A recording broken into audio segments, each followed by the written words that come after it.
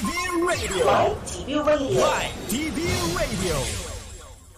Dalawang minuto bago mag 8:45 na umaga ay pinagbawal na ng COMELEC and Bank ang election technology supplier na Smartmatic Philippines na makilahok sa kahit anong uri ng procurement ng komisyon.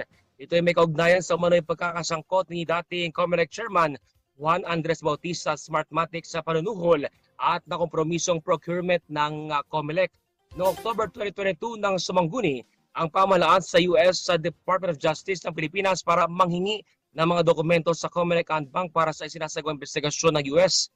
Itong Setyembre ngayong taon, nang formal pong kinasuhan si Bautista dahil sa aligasyon ng pagtanggap ng suhol kapalit ng pagpabor sa Smartmatic na sila ang mag-supply ng election machines noong 2016 elections.